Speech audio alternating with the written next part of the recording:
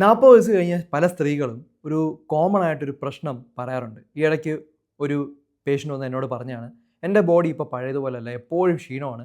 അതുപോലെ കയ്യിലും കാലിലും ശക്തി കുറവാണ്, ജോയിൻറ്റ് പെയിൻ ഉണ്ടാകുന്നുണ്ട്, നടക്കാൻ മടിയാണ്, മുടി പൊഴിച്ചിലുണ്ടാകുന്നുണ്ട്, മുഖത്ത് പെട്ടെന്ന് പ്രായം പോലെ തോന്നുന്നുണ്ട്, പണ്ടത്തെ പോലെ ഉറക്കം കിട്ടുന്നില്ല, രാത്രിയും പിന്നെ പല കാര്യങ്ങളും ചിന്തിച്ച് കിടപ്പാണ്." അല്ലേ? ഇത് മിക്ക ആളുകളും പറയുന്ന ഒരു കാര്യമാണ്. പലപ്പോഴും നമ്മളത് വലിയ കാര്യമായിട്ട് എടുക്കാറുമില്ല. നമ്മളത് നമ്മുടെ ടെൻഷനൊക്കെ ഉള്ളത് കൊണ്ടാണ് നമ്മൾ ചിന്തിക്കാറുണ്ട്. ശരിക്കും ഈ സമയത്ത് ന്യൂട്രീഷൻ വളരെ ഇമ്പോർട്ടൻ്റ് ആണ്. നമ്മളൊരു കാറിൽ ഡീസലിലെ പെട്രോൾ ഒഴിക്കാതെ അത് ഓടിക്കാനാകില്ല. അതുപോലെ ശരീരത്തിനും ശരിയായിട്ടുള്ള വൈറ്റമിൻസും മിനറൽസും പ്രോട്ടീനും ഹെൽത്തി ഫാറ്റ്സും സൂര്യപ്രകാശവും അതുപോലെ ശരീരത്തിലെ മൂവ്മെൻറ്റും എല്ലാം വളരെ ഇമ്പോർട്ടൻ്റ് ആണ്. പ്രത്യേകിച്ചും ഒരു മെനോപോസ് അടുക്കുന്ന സ്ത്രീകൾക്ക് അത് വളരെ ഇമ്പോർട്ടൻ്റ് ആണ്. ഇതിനെക്കുറിച്ച് ഞാൻ ഡീറ്റെയിൽ ആയിട്ട് വേറൊരു വീഡിയോയിൽ പറഞ്ഞുതരാം. പക്ഷേ ഇതിനോടൊപ്പം ഇമ്പോർട്ടൻ്റ് ആയിട്ടുള്ള ഒരു കാര്യമാണ് ന്യൂട്രിയൻസ് ഡെഫിഷ്യൻസി, പ്രത്യേകിച്ചും വൈറ്റമിൻ ഡി. വൈറ്റമിൻ ഡി എന്ന് പറയുമ്പോൾ സൺഷൈൻ വൈറ്റമിൻ എന്നാണ് അതിനെ വിളിക്കുന്നത്. അതായത് സൂര്യപ്രകാശം കൊണ്ടു കഴിഞ്ഞാൽ നമുക്ക് ആ ഒരു വൈറ്റമിൻ നമ്മുടെ ശരീരത്തിൽ ഉണ്ടാവും. അതിന് സൺലൈറ്റ് ആവശ്യമാണ്. കാരണം നമ്മൾ സാധാരണ റൂമിലാണ്, AC മുറികളിലും അതുപോലെ തന്നെ വീട്ടിൽ തന്നെയാണ് ജോലി ചെയ്യുന്നതും. നമ്മൾ കവർ ചെയ്ത സ്ഥലത്താണ്. കാറിൽ പോകുമ്പോഴും നമ്മൾ ജനാലകൾ ഇടാറുണ്ട്. ഡയറക്റ്റ് സൂര്യപ്രകാശം അടിച്ചാൽ മാത്രമേ നമുക്ക് വൈറ്റമിൻ ഡി ഉണ്ടാക്കാനായിട്ട് കഴിയുള്ളൂ. ഒരു മുതിർന്നൊരു വ്യക്തിക്ക് നമുക്കൊരു 1000 ഇൻ്റർനാഷണൽ യൂണിറ്റ് വൈറ്റമിൻ ഡി എങ്കിലും ദിവസം ആവശ്യമുണ്ട്. പക്ഷെ അത് നമുക്ക് കിട്ടുന്നില്ല. അതും 10 മണിക്കും 3 മണിക്കും ഇടയ്ക്കുള്ള വെയിൽ കൊണ്ടാലേ കിട്ടുള്ളൂ. അപ്പോൾ ഭക്ഷണത്തിൽ നിന്ന് കിട്ടില്ലേ എന്ന് ചോദിക്കും. ഭക്ഷണത്തിൽ മുട്ടയുടെ മഞ്ഞയിലുണ്ട്, പക്ഷേ 40 ഇൻ്റർനാഷണൽ യൂണിറ്റേ ഉള്ള ഒരു മുട്ടയുടെ മഞ്ഞയിൽ. പിന്നെ ഒരു ഗ്ലാസ് ഫോർട്ടിഫൈഡ് മിൽക്കിൽ 100 ഇൻ്റർനാഷണൽ യൂണിറ്റ് ഉണ്ട്. 100 ഗ്രാം സാൽമൺ മീൻ കഴിക്കുകയാണെങ്കിൽ 400 ഇൻ്റർനാഷണൽ യൂണിറ്റ് ഉണ്ട്. പക്ഷേ ഫുഡിലൂടെ നമുക്ക് അമിതമായിട്ട് ഇത് കിട്ടില്ല. അതൊരു പ്രശ്നമാണ്. കാരണം ഫുഡിലൂടെ നമ്മൾ കിട്ടാനായിട്ട് നോക്കിയാൽ കൊളസ്ട്രോളും പല പ്രശ്നങ്ങളൊക്കെ ഉണ്ടാവും. രാവിലത്തെ സൺലൈറ്റ് കിട്ടിയിട്ടും കാര്യമില്ല, നമുക്ക് വൈറ്റമിൻ ഡി ഉണ്ടാകാമില്ല. കാരണം അൾട്രാ വയലറ്റ് ബി റൈസ് കിട്ടിയാലേ പറ്റുള്ളൂ. പല ഡോക്ടറും അത് തെറ്റിദ്ധരിച്ച് പറയാറുണ്ട്. അൾട്രാ വയലറ്റ് ബി റൈസ് കിട്ടിയാലേ നമുക്ക് വൈറ്റമിൻ ഡി ഉണ്ടാക്കാനായിട്ട് കഴിയൂ. അപ്പോൾ വൈറ്റമിൻ ഡി ടാബ്ലറ്റ് കഴിക്കേണ്ടതായിട്ടുണ്ട്, അല്ലെങ്കിൽ സാഷെ കഴിക്കണം. വൈറ്റമിൻ ഡി സപ്ലിമെൻറ്റ്സ് എപ്പോഴാണ് കഴിക്കേണ്ടത്? നമ്മൾ മാസത്തിൽ ഒരിക്കൽ കഴിച്ചാലും മതി, അല്ലെങ്കിൽ ദിവസവും നമ്മളൊരു 1000 to 2000 ഇൻ്റർനാഷണൽ യൂണിറ്റ് കഴിക്കുക. ഓക്കെ, ബ്ലഡ് ടെസ്റ്റ് ചെയ്ത് നോക്കാം. അപ്പം ബ്ലഡ് ടെസ്റ്റ് ചെയ്ത് നോക്കുന്ന സമയത്ത് 20 നാനോഗ്രാം പെർ ml താഴെയാണ് നിങ്ങളുടെ വൈറ്റമിൻ ഡി എങ്കിൽ ഉറപ്പായിട്ടും അത് സിവിയർ ഡെഫിഷ്യൻസിയാണ്. അങ്ങനെയാണെങ്കിൽ നമ്മൾ ഉറപ്പായിട്ടും കഴിക്കണം. അതുപോലെ തന്നെ സ്ത്രീകൾക്ക് നമുക്ക് K2 കൂടെ ഉള്ള സപ്ലിമെൻറ്റ് കഴിക്കുന്നതായിരിക്കും നല്ലത്. വൈറ്റമിൻ ഡിയുടെ കൂടെ K2 കൂടെ ഉള്ള, കാരണം കാൽഷ്യം അബ്സോർപ്ഷന് വേണ്ടി അത് ഹെൽപ്പ് ചെയ്യും. സ്ത്രീകൾക്ക് മാത്രം.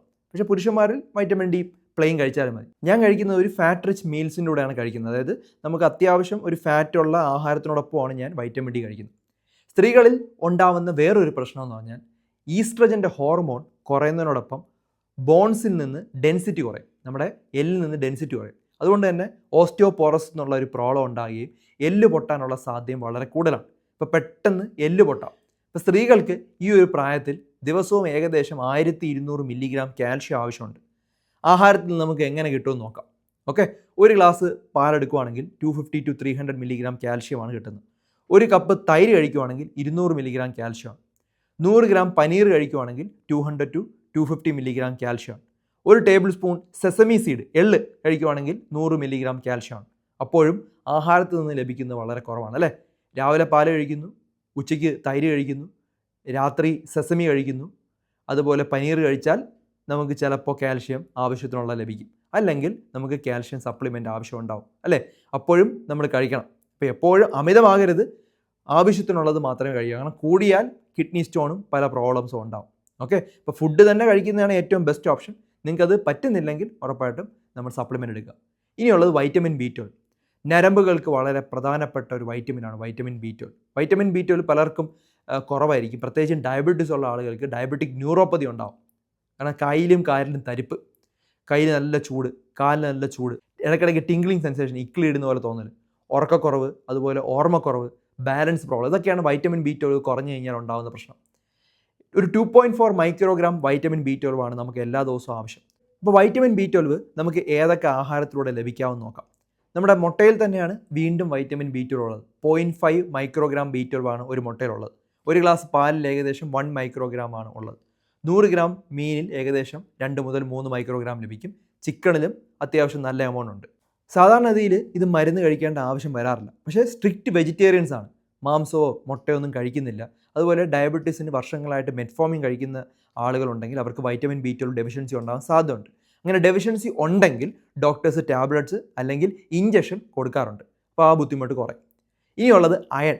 അയൺ എന്ന് പറഞ്ഞാൽ ഇരുമ്പ്. അത് ശരീരത്തിൽ ഓക്സിജൻ ക്യാരി ചെയ്യാൻ സഹായിക്കുന്ന ഒരു പ്രധാനപ്പെട്ട ഒരു കാര്യമാണ്.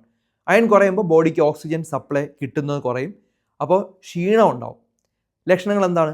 പ്രധാനമായിട്ടും ഒരു ക്ഷീണം, അതുപോലെ വെളുത്ത പോലെ ഇരിക്കും, ശ്വാസം മുട്ടൽ വരാം അമിതമാണെങ്കിൽ, മുടി പൊഴിച്ചിലുണ്ടാവാം, തലകറക്കം ഉണ്ടാവാം. ഒരു ദിവസം വേണ്ടത് 8 മില്ലിഗ്രാം അയണാണ്. നമ്മൾ ഒരു കപ്പ് കുക്ക് ചെയ്തേക്കുന്ന ലെൻറ്റിൽസിൻ്റെ അകത്ത് 3 മില്ലിഗ്രാം അയണുണ്ട്. 100 ഗ്രാം ചീര കഴിച്ചു കഴിഞ്ഞാൽ 3 മില്ലിഗ്രാം അയൺ ലഭിക്കും. ഡേറ്റ്സിലും നല്ലവണ്ണം അയണുണ്ട്. അതുപോലെ എല്ലാ ലിവറിലും ഉണ്ട്. നമ്മുടെ ഈ ചിക്കൻ്റെ ലിവറിലും മട്ടൻ്റെ ലിവറിലൊക്കെ നല്ലവണ്ണം അയണുണ്ട്. അപ്പോൾ അത് വൈറ്റമിൻ സിയോടൊപ്പം കഴിക്കുന്നതാണ് ഏറ്റവും നല്ലത്. ഇനി നിങ്ങൾക്ക് കിട്ടുന്നില്ലെങ്കിൽ അതിന് വേണ്ടി നമ്മൾ സപ്ലിമെൻറ്റ്സ് കഴിക്കേണ്ടതായിട്ട് വരും. വൈറ്റമിൻ സി ഏതൊക്കെ ആഹാരത്തിലുണ്ടെന്ന് നിങ്ങൾക്ക് അറിയാമല്ലോ. ഡീറ്റെയിൽ ആയിട്ട് ഞാൻ പല വീഡിയോസും പറഞ്ഞിട്ടുണ്ട്. നാരങ്ങയിലുണ്ട്, മൊസമ്പിയിലുണ്ട്, പപ്പായയിലുണ്ട്, അതുപോലെ തന്നെ നെല്ലിക്കയിൽ നല്ലോണം ഉണ്ട്. അപ്പോൾ അതാണ് വൈറ്റമിൻ സി അടങ്ങിയത്. വൈറ്റമിൻ സി ഇതിനോടൊപ്പം കഴിച്ചു കഴിഞ്ഞാൽ, അയണിനോടൊപ്പം കഴിച്ചു കഴിഞ്ഞാൽ അത് കൂടുതൽ അബ്സോർഷൻ ഉണ്ടാവും. ചായയോ കാപ്പിയോ നമ്മൾ അയൺ ടാബ്ലറ്റിനോടൊപ്പം കഴിച്ചു കഴിഞ്ഞാൽ, അയൺ കഴിക്കുന്ന ആഹാരത്തിനോടൊപ്പം കഴിച്ചു കഴിഞ്ഞാൽ അയണിൻ്റെ അബ്സോർഷൻ കുറയും. അപ്പോൾ അതുകൊണ്ടാണ് കുട്ടികൾക്കൊന്നും നമ്മൾ ചായയും കാപ്പിയും കൊടുക്കരുതെന്ന് പറയുന്നത്. ഇനി മെഗ്നീഷ്യം എന്നുള്ളൊരു കാര്യം കൂടെ പറയാം. മെഗ്നീഷ്യം ശരീരത്തിൽ 300-ലധികം റിയാക്ഷനിൽ പങ്കെടുക്കുന്നുണ്ട്. ഉറക്കം, മസിൽസിന്, ഞരമ്പുകൾക്ക്, ഹാർട്ടിൻ്റെ റിതത്തിനെല്ലാം മെഗ്നീഷ്യം വളരെ ഇമ്പോർട്ടൻ്റ് ആണ്. മെഗ്നീഷ്യവും പ്രത്യേകിച്ചും സ്ത്രീകളിൽ വളരെ ഇമ്പോർട്ടൻ്റ് ആണ്. അത് കുറയുമ്പോൾ മസിൽ പിടുത്തം ഉണ്ടാവാം, ഉറക്കക്കുറവുണ്ടാവാം, ക്ഷീണം ഉണ്ടാവാം, ഒരു മാനസിക ഒരു വെപ്രാളം ഉണ്ടാവാം, തളർച്ചയൊക്കെ ഉണ്ടാവാം. അപ്പോൾ സ്ത്രീകൾക്ക് ദിവസവും ഏകദേശം ഒരു 300 മില്ലിഗ്രാമിന് അടുപ്പിച്ച്, 200 മുതൽ 300 മില്ലിഗ്രാം അടുപ്പിച്ച് വേണം. 30 ഗ്രാം ആൽമണ്ട് കഴിച്ച് കഴിഞ്ഞാൽ 80 മില്ലിഗ്രാം മെഗ്നീഷ്യം കിട്ടും. ഈ പംകിൻ സീഡിൻ്റെ അകത്ത് ധാരാളം മെഗ്നീഷ്യം ഉണ്ട്. ഓക്കെ, അപ്പോൾ പംകിൻ സീഡ് എന്ന് പറയുമ്പോൾ മത്തൻ്റെ വിത്ത്, അതിപ്പോൾ പല കടകളിലും അവൈലബിൾ ആണ്. പിന്നെ ചീരയിൽ ധാരാളം മെഗ്നീഷ്യം ഉണ്ട്. ബീൻസിലും നല്ല എമൗണ്ട് ലഭിക്കുന്നുണ്ട്. അപ്പോൾ അതും നമ്മൾ ആഹാരത്തിൽ ഉൾപ്പെടുത്തുന്ന നല്ലതാണ്. അപ്പം നട്ട്സ് ഒരു കാരണവശാലും കംപ്ലീറ്റ്ലി അവോയ്ഡ് ചെയ്യരുത്. നട്ട്സിൽ നമുക്ക് എന്തുണ്ട്? മെഗ്നീഷ്യം ഉണ്ട്. അതും നമ്മൾ കഴിച്ചാൽ മതി. പ്രത്യേകിച്ച് ഒരു സപ്ലിമെൻ്റ് ആവശ്യമില്ല. പിന്നുള്ളത് പ്രോട്ടീൻ. 40 വയസ്സ് കഴിയുമ്പോൾ നമ്മുടെ മസിൽ കുറഞ്ഞുകൊണ്ടേയിരിക്കുകയാണ്. ഓരോ വർഷവും ഏകദേശം 1% നമ്മുടെ മസിൽ കുറയും. അതിന് നമ്മൾ സാർക്കോപീനിയ എന്ന് പറയും. മസിൽ കുറയുമ്പം നമുക്ക് ശക്തി കുറയും, ബാലൻസ് ഇല്ലാതെ ആവും, പെട്ടെന്ന് വീഴ്ച ഉണ്ടാവാം, പ്രമേഹത്തിലോട്ടൊക്കെ പോവാം, പല പ്രശ്നങ്ങളുണ്ടാവും. പ്രായമാകുമ്പം ഒന്ന് ഇരുന്നിട്ട് എഴുന്നേക്കാൻ പോലും പറ്റാത്തൊരവസ്ഥ. ഒരു മുട്ടയിൽ ഏകദേശം 6 ഗ്രാം പ്രോട്ടീൻ ഉണ്ട്. മുട്ടയുടെ വെള്ളയിലാണെങ്കിൽ 5 ഗ്രാം. 100 ഗ്രാം ചിക്കൻ ബ്രസ്റ്റിൽ ഏകദേശം 30 ഗ്രാം പ്രോട്ടീൻ ഉണ്ട്. ഒരു കപ്പ് ദാലിൽ ഏകദേശം 10 ഗ്രാം പ്രോട്ടീൻ ഉണ്ട്. ഒരു കപ്പ് തൈരിൽ ഏകദേശം 5 ഗ്രാം പ്രോട്ടീൻ ഉണ്ട്.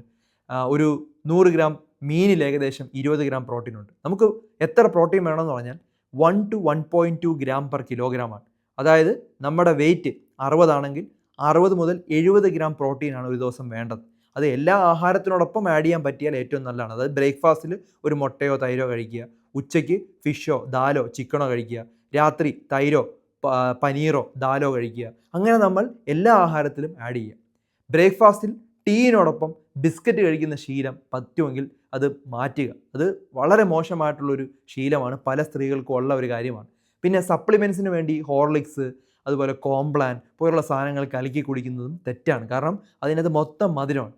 നമുക്ക് വേണ്ടത് നല്ല ഉറക്കം, ഒരു നല്ലോണം നടക്കണം, ഇടയ്ക്ക് വെയിറ്റ് എടുത്തിട്ടുള്ള വ്യായാമം. ഇതെല്ലാം ഈ ഏജിങ് പ്രിവെൻറ്റ് ചെയ്യുന്ന കുറേ മെത്തേഡുകളാണ്. ഇതിനെക്കുറിച്ച് ഡീറ്റെയിൽ ആണ് ഞാൻ 5M മെത്തേഡിൽ എക്സ്പ്ലെയിൻ ചെയ്യുന്നുണ്ട്. അപ്പോൾ അതിനെക്കുറിച്ച് കൂടുതൽ അറിയണമെങ്കിൽ ഈ വാട്സാപ്പ് നമ്പറിൽ നിങ്ങൾ കോൺടാക്റ്റ് ചെയ്യുക. അല്ലെങ്കിൽ സബ്സ്ക്രിപ്ഷനിൽ ഡീറ്റെയിൽ ആയിട്ട് ഞാൻ 5M മെത്തേഡ് എങ്ങനെയാണ് ചെയ്യേണ്ടതെന്ന് പറയുന്നുണ്ട്. അപ്പോൾ ഇതെല്ലാം കറക്റ്റായിട്ട് ഫോളോ ചെയ്താൽ നമുക്ക് ഈ പറഞ്ഞ കാര്യങ്ങളെല്ലാം റെഡിയാക്കാനായിട്ട് പറ്റും. അങ്ങനെ വലിയൊരു കോംപ്ലിക്കേറ്റഡ് അല്ല. കാരണം ഇതെല്ലാം അറിഞ്ഞ് നമ്മൾ കറക്റ്റായിട്ട് കാര്യങ്ങളെല്ലാം ചെയ്തു കഴിഞ്ഞാൽ ഈ പ്രശ്നങ്ങളെല്ലാം നമുക്ക് റിവേഴ്സ് ചെയ്യാനായിട്ട് പറ്റും. ഇത് വ്യക്തമായിട്ട് മനസ്സിലാക്കുക. ധാരാളം ആളുകളുടെ അറിവിലേക്ക് ഇത് ഷെയർ ചെയ്ത് കൊടുക്കുക.